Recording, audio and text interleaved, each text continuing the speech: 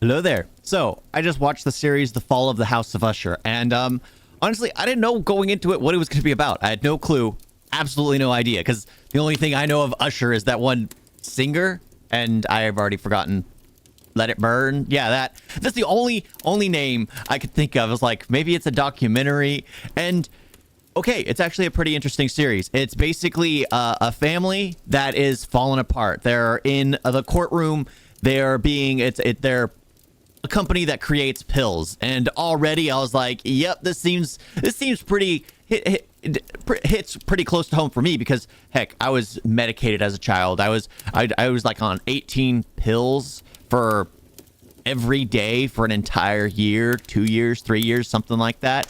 Several in the morning, several at night. It's a really medicated culture here in the U.S. It's just like, oh, someone has a problem, let's not find out the core issue, let's just give them medication, let's just cover it over. So honestly, going into it, I was already like, yep, I already agree with a lot of this. I already agree that a lot of it is corrupt, a lot of it is in.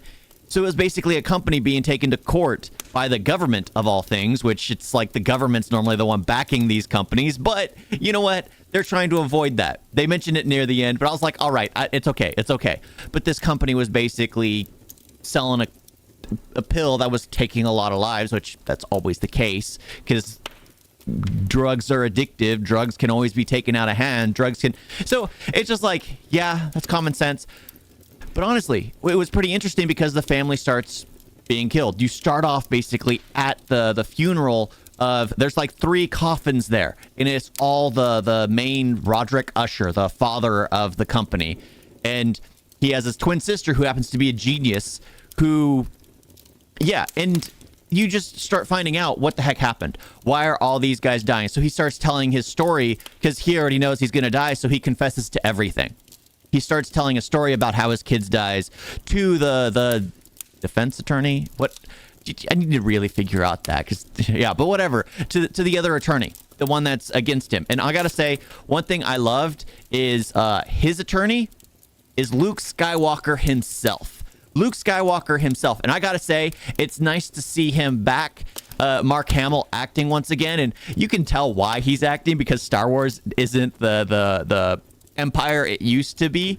So he has to take other jobs, which I don't mind. Seeing him in this role was so great because here he was playing something completely contradictory to Luke Skywalker. Here he was playing an attorney for a corrupt organization. He was the only one. He basically had the power of 6 people, which you find out really isn't the case because the family is protected by something even greater. There's a lot of stuff in this movie, and like halfway through, it starts feeling like this thing was written by, or this show. You start feeling that this show is written by Edgar Allan Poe himself. Because if you've read any of Edgar Allan Poe's work, his poetry, his mysteries, it just feels like it operates like that. Because the fact that the 2 people are sitting in chairs discussing what's going on reminded me of his because Edgar Allan Poe wrote his own like Sherlock Holmes character, which he was sitting in his chair and discussed with what was going on. But this was like the incident of, oh, I'm talking to my dead children. They told me how they died. They told me what led to everything. And it's interesting. I found it fascinating going through all up until the last episode, but every episode getting to it just built more and more because the first episode establishes the family, and then he has 6 kids, 8 episodes. Episode 2, first the youngest child dies. Episode 3, next child dies. 4, next child dies. 5, next child dies. 6, next child dies.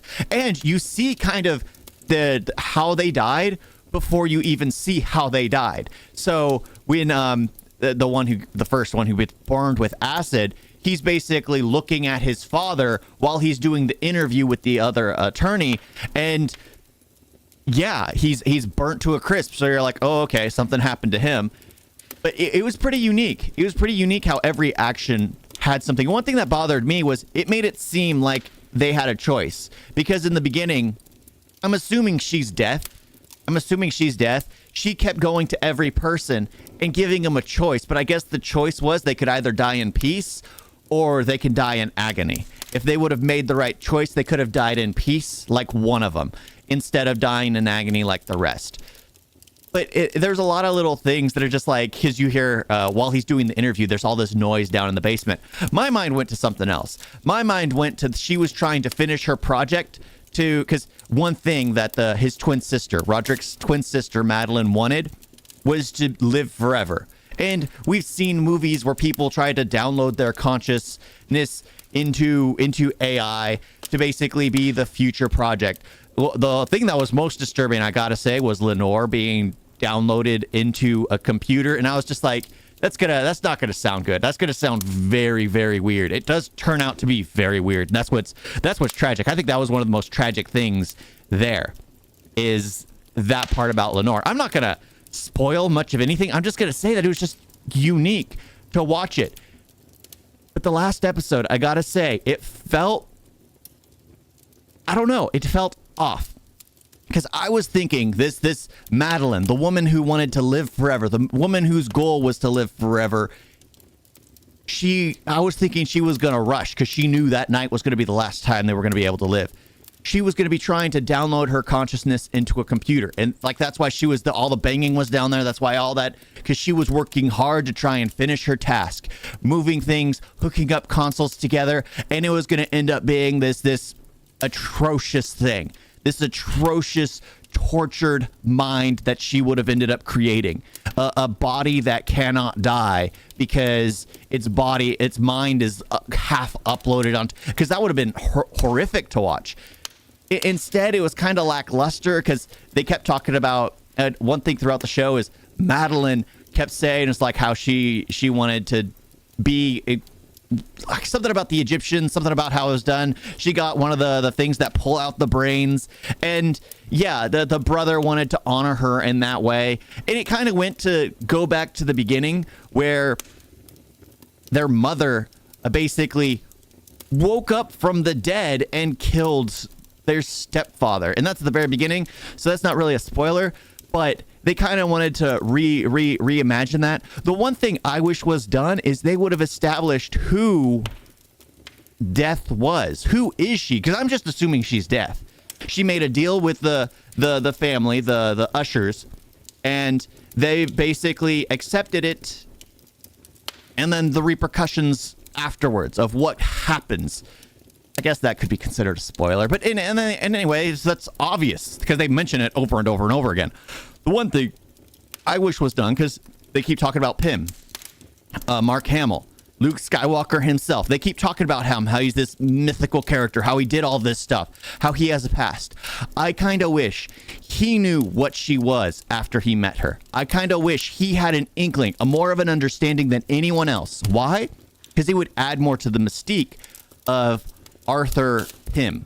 The Pym Reaper, the person who's done all this stuff, the person who has a history of, violence, the person who has a history of being cutthroat.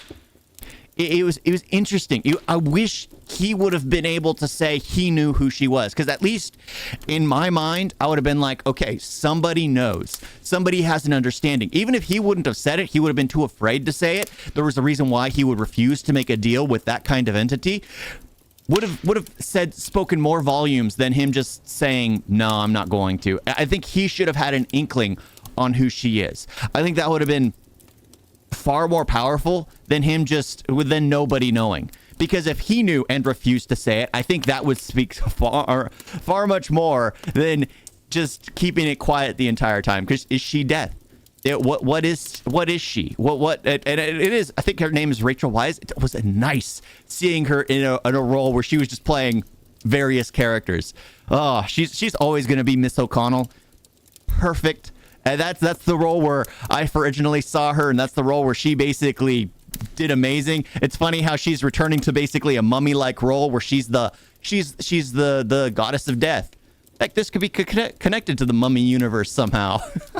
But yeah, I enjoyed it. I found it absolutely interesting to get through until the last episode, where the Roderick and his twin sister Madeline are basically having a discussion, and Madeline starts going on this tirade about the government, about pill poppers, about how everyone's evil. And I don't know what it was. It just felt like, I get it. You're just trying to throw everything in. I thought the show did a good job of seeding everyone as kind of corrupt, because one thing they do is this family, there is nobody that's relatable. The only two that are relatable really are Lenore, which is the granddaughter, and Roderick Usher's original wife, Annabelle. Those are the only two relatable people. The only two. Even Augie, who happens to be the attorney who's interviewing Roderick. Roderick's kids are all mentally unstable. They all have the money to do whatever they want, to the fact that they don't value human life as anything. They really don't. The way they talk, the way they act, they sometimes correct themselves in the middle of a conversation because they know they're talking, well, as if the person they're talking to is beneath them. Like it happened with Vic, whatever her name was, Vic's wife or partner, Vic's partner. Oh my gosh, that was disturbing. I think that, I gotta say, was probably one of the most gruesome ones I'd seen, because all these deaths are gruesome. All the deaths of everyone is gruesome. But that one, I gotta say, even though her death wasn't gruesome, it was the mind that her mind broke. All his kids' minds broke. And you find out why. You find out that there is a medical condition that he has, that he passed on to his kids, that his mother had, that Madeline has seemed to avoid, but Madeline dealt with the other aspect of it. So there's a lot in this show which establishes a lot, and it just feels like it was written, again, by Edgar Allan Poe. It really feels like it's his world, which is, I found fascinating. I was like, is this AI? Did someone basically type in AI, basically saying, have Edgar Allan Poe write a mystery something rather, and then this popped out, which explains why the end seems a little too, there's too much of nothing there.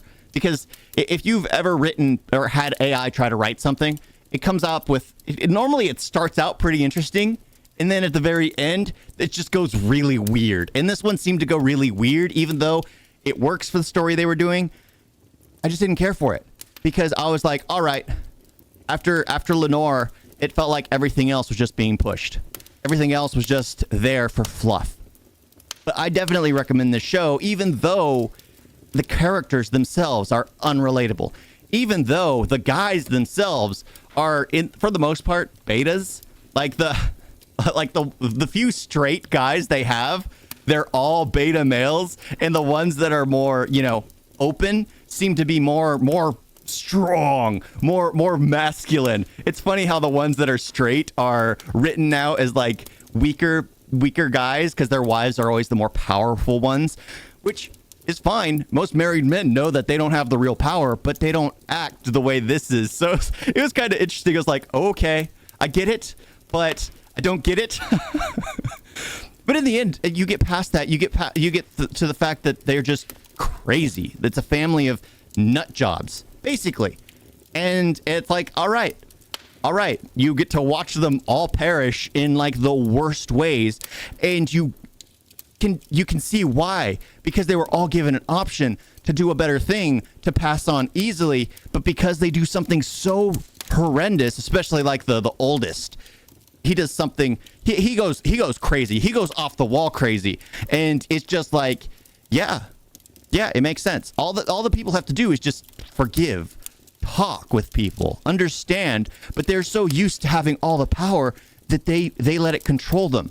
Like the oldest, with what he did to his wife, with the second oldest, the oldest daughter, what she did to her husband, what Vic did with her partner, what the other one did with it goes on and on and on about how they viewed everyone else as beneath them. Everybody, because they have the power, and that's what Roderick instilled in his children. He taught them to think that way. He taught them to feel that way. And that's absolutely phenomenal. I loved every bit of it, even though it was tough to watch some things. Very tough.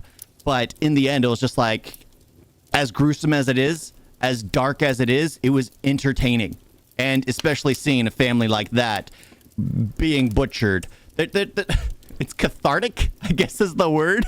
Even though you don't agree, you're still like, okay. That's one way to go. Sorry, I've rambled on for a bit. I've tried to. It's a very powerful show, but at the same time, there are things that bothered me. The way certain characters were written, even though nobody's written to be likable, it's kind of funny that men now aren't written interestingly. They're written weak. That's fine, I guess. When they have the money to back it up, that's okay. But yeah, thank you all for watching. Yeah, if you want to see a gruesome, top of the line family be tortured because they just didn't care about humanity and used it as a stepping stone to get power and money, this is the one to watch. That's not going to change the fact that people aren't going to change how they do things, but it is interesting to watch. Thank you all for watching. Talk to you next time. Toodles.